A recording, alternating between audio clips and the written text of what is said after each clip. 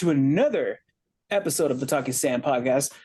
With me today is one of the best freelance artists in the game today. She is the background artist for one of the best animated YouTube shows out there today, Helluva Boss. She's the one and only Rachel.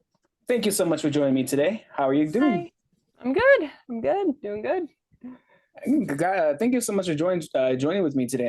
I just want to get I saw you art on Twitter, and because we have we're mutual friends on Twitter with not so average fangirl Elijah, and Yeah. just just seeing your work on there, and just kind of going down that rabbit hole and just going more into your art and everything, and just really interesting how you do your designs and all that in between. Let's get started on that. How did you first become an artist? We're going back to all the way to the beginning to To the childhood, beginning. or What was the beginning for Rachel? What is your origin story? let's see. Well, pretty much I just started just drawing. Actually, Rugrats was like my Okay. first like thing that I actually drew. But even then, I was always doing like little comics. I didn't even know that those could be considered comics back then because I was like what, 5? I don't know. Right. But I've always been drawing, so that's just always been part of my life. And it wasn't until obviously that maybe I was like near the end of near like high school that I Mhm. actually started like wanting to do comics, like in just like in general. Let's see. And then after high school, like I would just draw like little comics for my friends, just like putting all these different characters. I had like I had a little Beetlejuice fan comic that I did on Oh, DeviantArt for like a okay, couple years. nice. That unfortunately I never finished, but Uh, because life. But I did that for like the time that I was in after high school when I was in trade when I went to a trade school for specifically for comics and graphic art. It was the Joe Kubert School in Dover, New Jersey. It was hmm. one of the guy who made it was like one of uh the old guys in comics. So he did stuff like he did stuff forever. So that was really fun, and that really kind of just at least helped me uh grow grow in terms of figuring out how to like place panels properly instead of just doing the like 1, 2, 3 and like one line comics that you Right. would see in like Sunday comic strips and everything like that. So, and that's um pretty much what kicked all that off. So, Yeah, um, talking about making comics for your friend and then also for yourself. Were you kind of aiming to be more of the getting the position like into a Marvel comics or DC comics or Image, like any of those kind of studios after going to school for the trade, or honestly, I was never really into like superhero comics. I think the only superhero comics that I've actually liked were like Teen Titans, but that was like the hmm, ones that were based off the show, like right? show back in like what 2006. I don't Yeah, 2005, 2006. Yeah, around then. But those were the only superhero comics that I ever really read.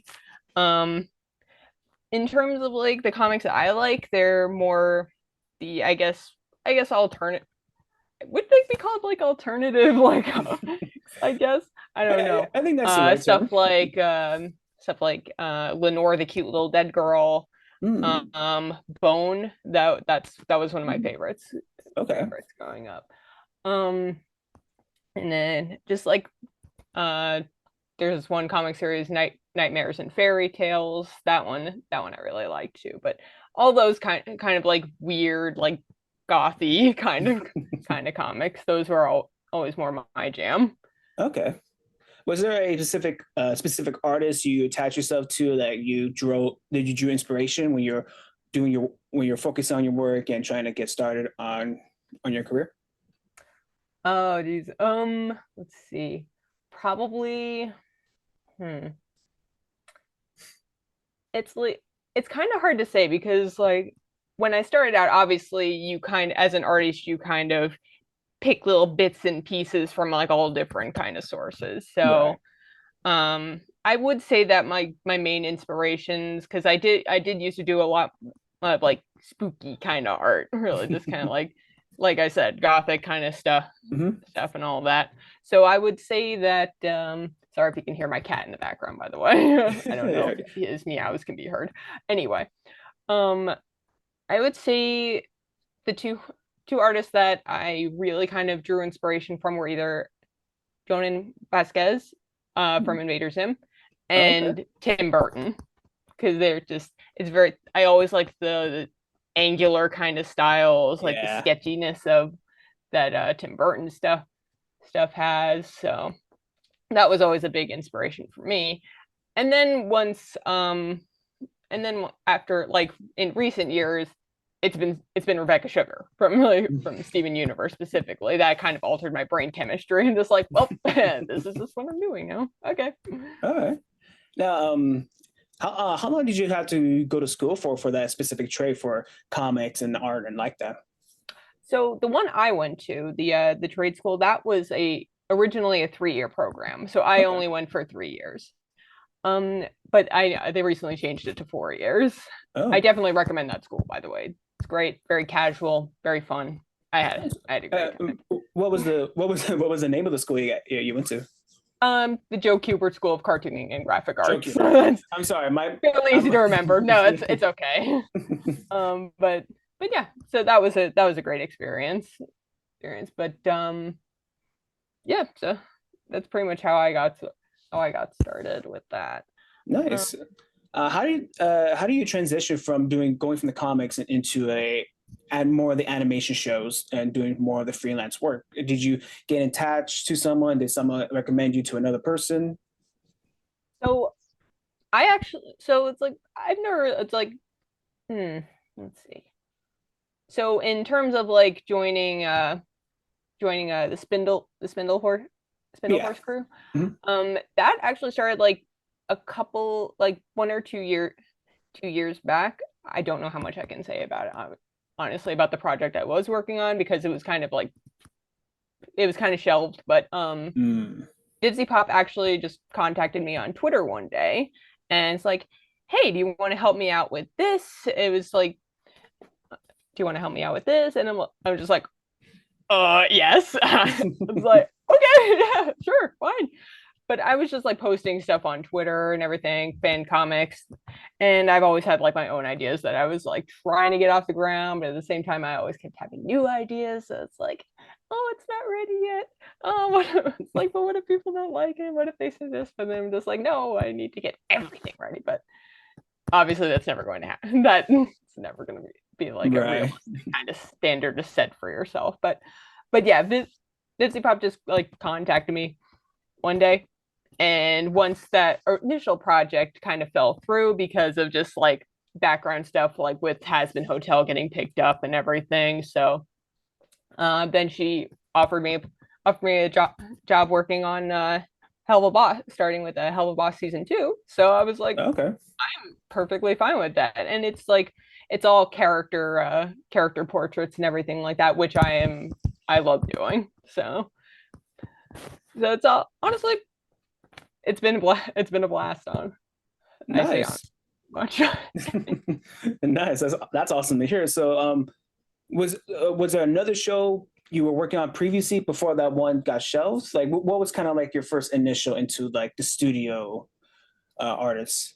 That this is actually my first this is This is your actually my first. first. Okay. Yeah. Okay. Nice. So, being in this so far, how's the experience been working with Vizzy Pop and just communicating with her and working with such a really a unique team? Because the art recently watching the episode that just came out Mhm. and the one a couple weeks ago, the art that is used in the shows and the episodes is just so new. It's so unique. It's so fluid. Mm. It's I honestly can't remember an animated show that is not studio driven behind that's so free and expressive with the art. Yeah, especially when it comes to adult animation as well. Exactly, especially adult Usually animation. it's just like stuff like Family Guy or just using a lot of like rigging and everything in terms of like, in terms of like the animation, which can get a bit kind of but True, yeah. but yeah, it's like in terms of the experience so far, it's been great. I have no complaints. It's like all the people I've talked to have been very they're very nice. They're very supportive and let's see, very accommodating as well. It's like if I have to just like, hey, I need to work on this maybe a little bit longer, and they're just like, yeah, sure, we'll extend the deadline. Okay. Like that's perfectly fine. And obviously Vivsy's busy, so I don't get to speak to her too much because like she got Has Been Hotel to work on and just two different projects. So it's like Right. I mostly just talk with the people and like who work on the art and everything. And again, they're all very nice. They're all very understanding. They're all very creative, very talented, obviously. Is But it yeah. is there a certain level of difficulty being because I'm assuming everyone's remotely working, correct? Not everyone's coming to a certain studio and coming to work. It's all Yeah. remotely worked. Okay. Yeah. Is Yeah, there it's like that's the good thing about art because you can do it and then you can upload it and then just send it over okay? to somebody through like email or Discord. Nice. So Okay. it is definitely a lot less of a hassle than like I'm sure other jobs would have.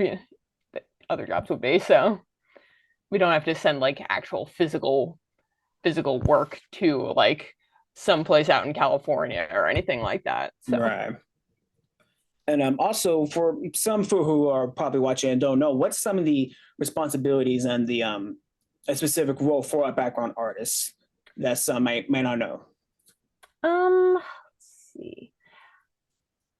It's more just like making sure you stay on model with all the characters. You have to go back and forth. Honestly, I think it's like that's kind of something that a lot of people would know anyway. But yeah, you just have to it's just the back and forth thing. Just like, hey, does this look okay? Hey, does this liner look okay? Does this coloring look okay? Oh yeah, tweak this just a bit. But again, they're very accommodating, and it's just as long as you have like good consistent communication with whoever you're working with, then you shouldn't really have an issue with have many issues. So Okay, nice. And just going through like kind of your freelance work that you do, and if you guys don't know her freelance work, go to her Twitter page, click on her link. She has all her work up on there. If you guys want to support her, please do. She is an incredible artist.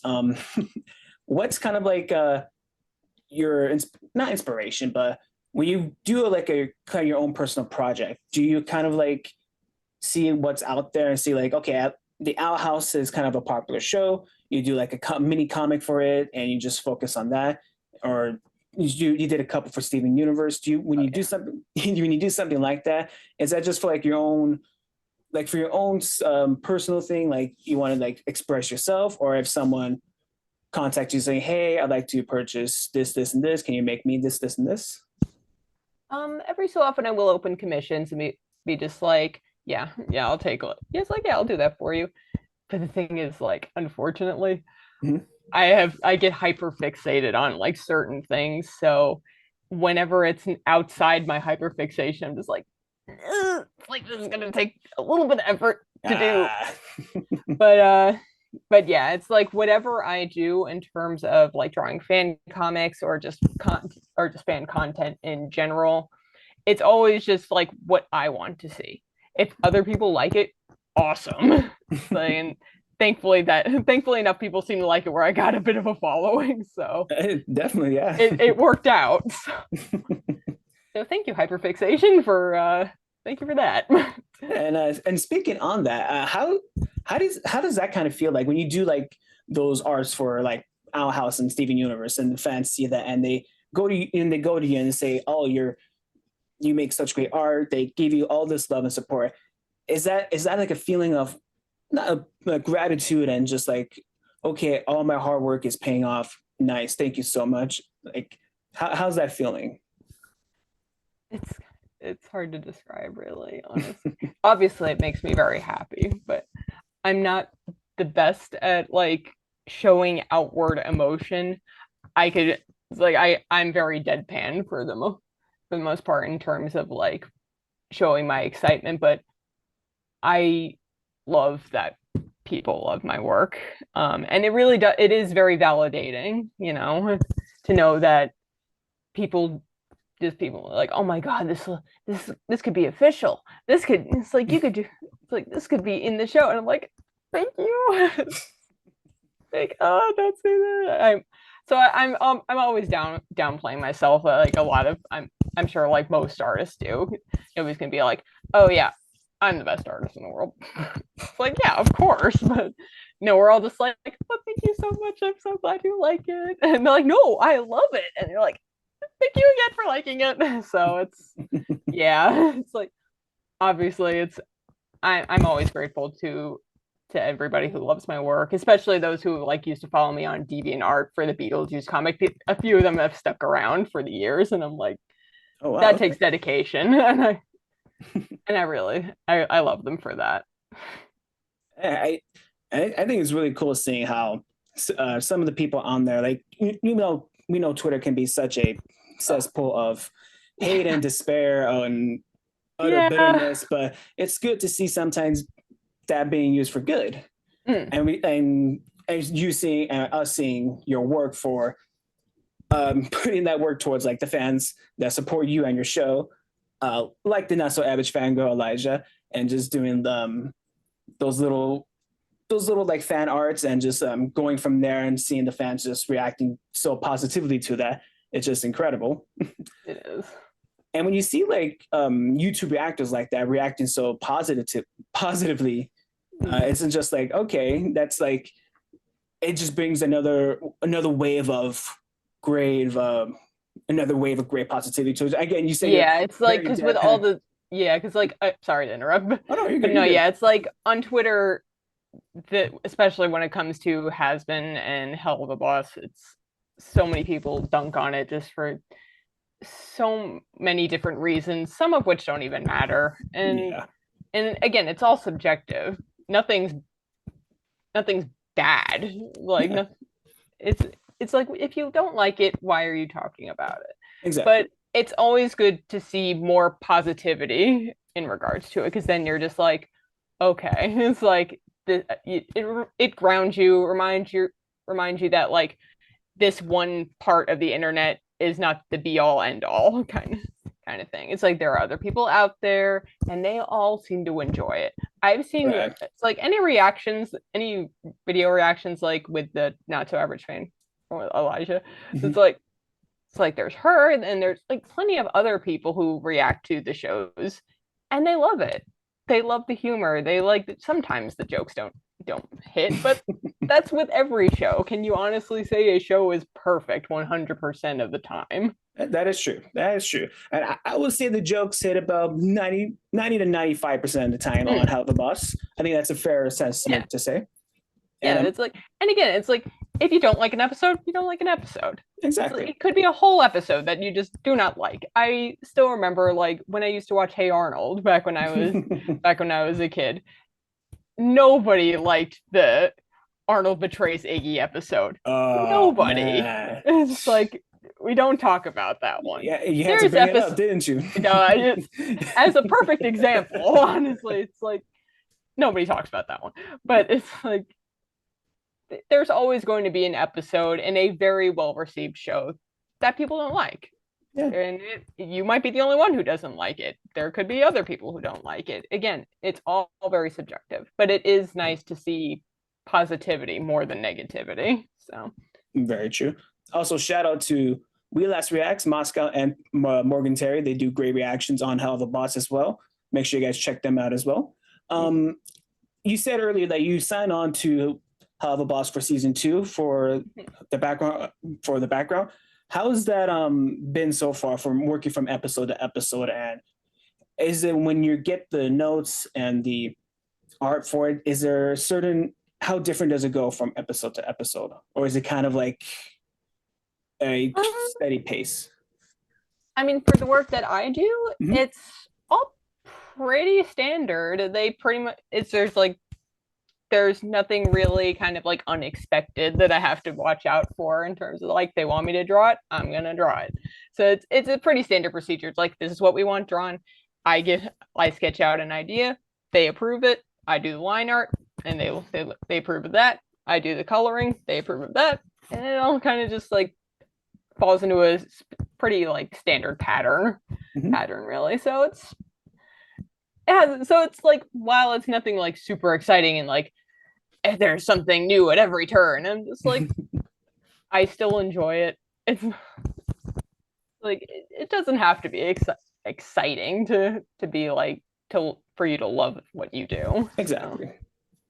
No, and I was just curious because like the background artists I think don't get enough attention Yeah. or appreciation because they do a lot of the Yeah. they don't get a lot of the love that maybe other artists or other departments in a show, specifically animation, um, that other departments in there get do get, which They really not, don't. yeah, not to say they don't deserve it because Yeah. everyone that puts in the work, kudos to them. No, yeah, it's a group project at the end at the end of the day. Everyone throws in a little bit of something, and they all deserve credit for it. But the background artists, they can really make or break a scene. I think just in terms of lighting, in terms of just like the setting in general. Because I'll always say that like the Steven Universe background artists, like beautiful Yeah. work. I love everything I've seen in that show. It was amazing. And again, with like especially and also with like has been in Helluva Boss, I love the backgrounds. I love that there's like a different color scheme for like each ring of hell. Yeah. And it again, it really just they really do deserve the deserve more credit for what they do. No, absolutely. Has there been a specific episode that you remember that's been kind of difficult to do the background for, if you can remember?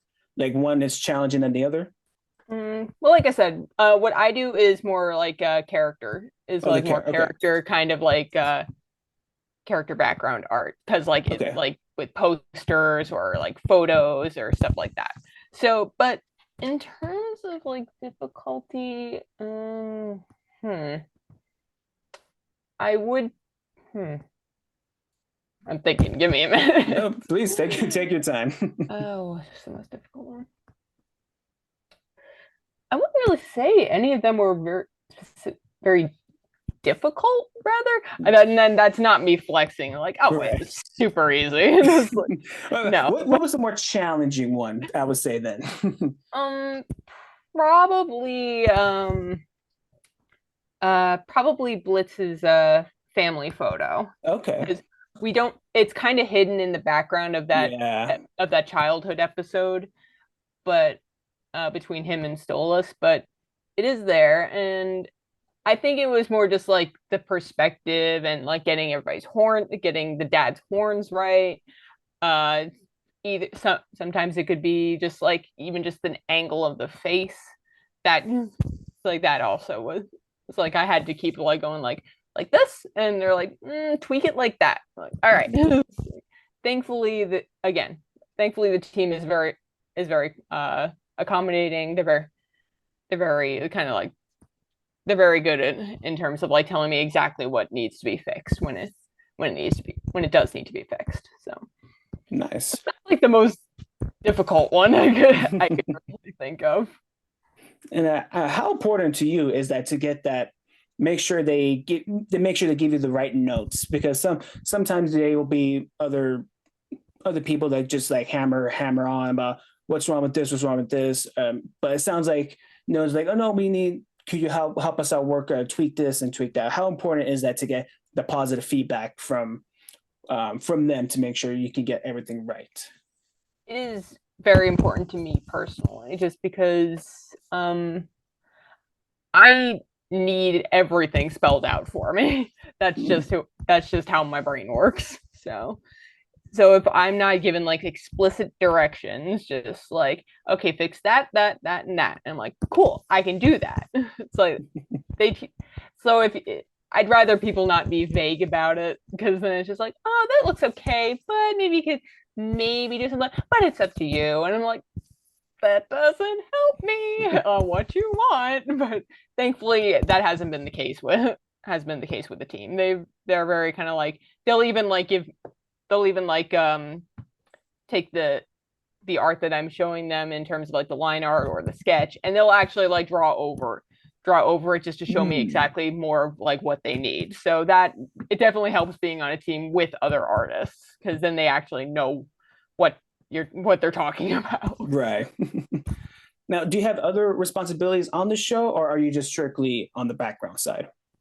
For now, it's mostly just been the background art. Okay. But again, I'm not mad about that. All right, no problem. Are you, for a show like HelluvaBoss, it's not traditional like other Disney, Nickelodeon cartoon anime shows. Yeah, it's not weekly every week. We get it every few months.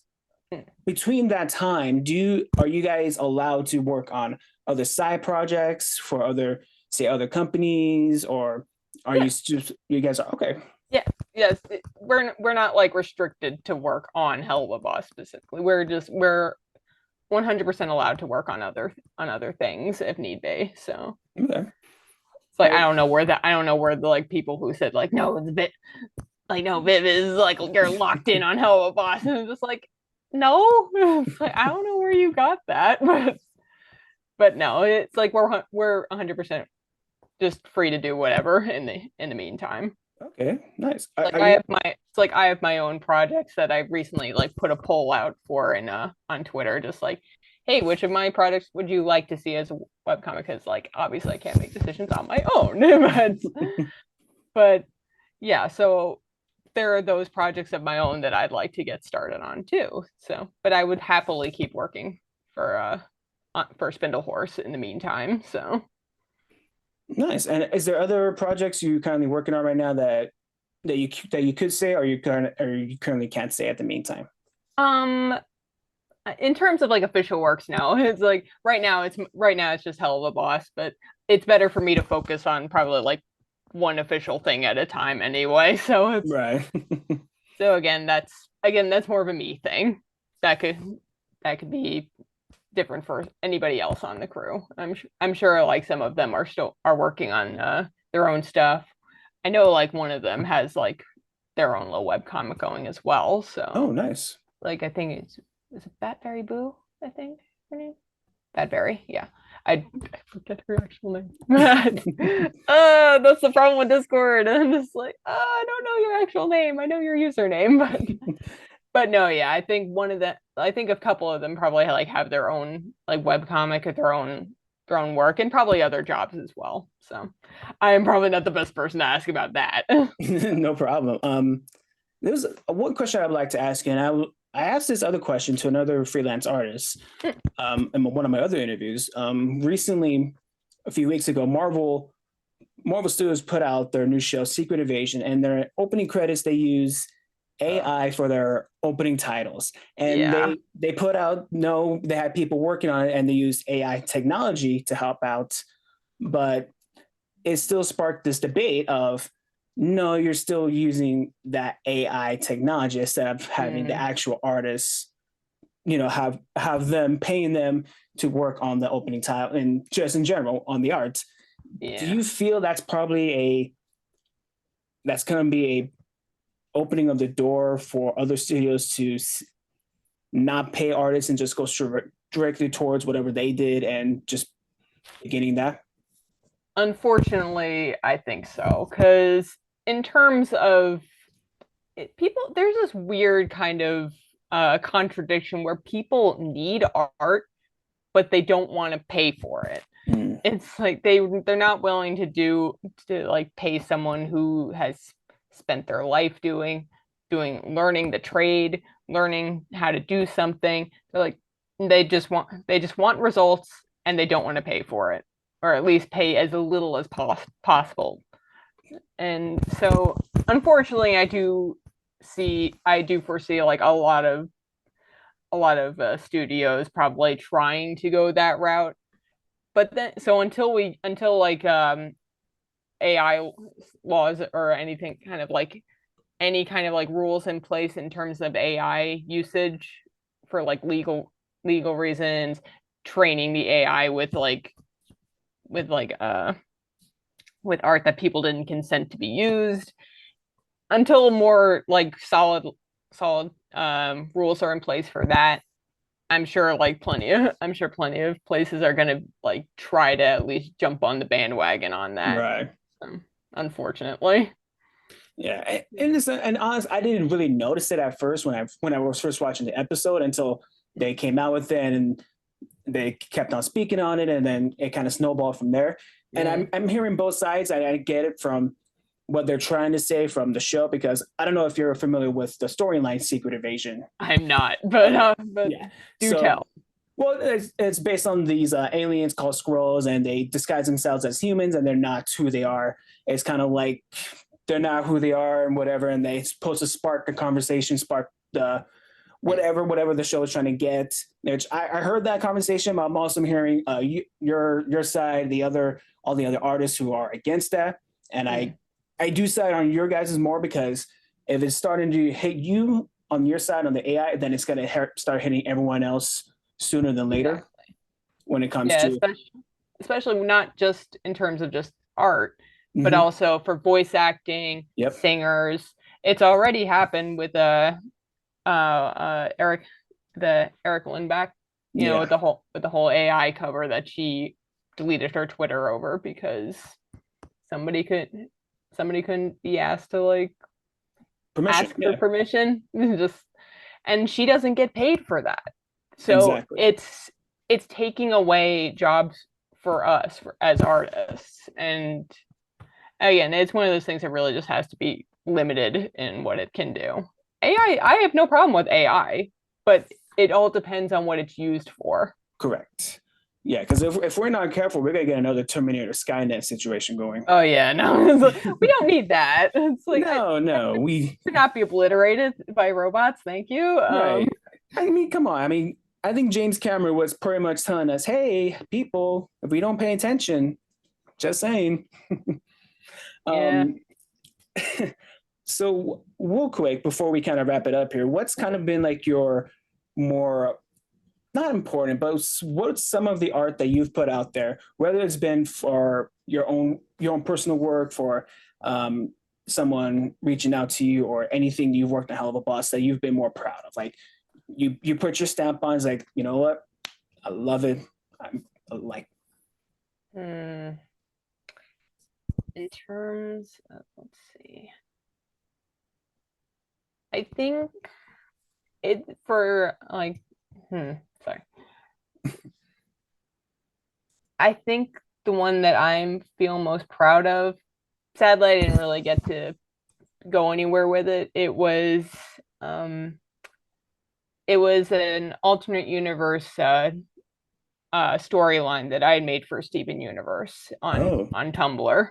Okay. So I had been collabing with another artist at the time, and I was planning to do a comic for it. Unfortunately, life happened, and has been in Helluva Boss started, and I was just like my hyper fixation just went that way.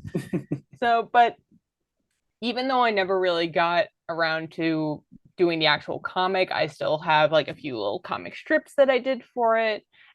And I really love how I'm very proud of it, honestly. The designs that me and the artist I worked worked on.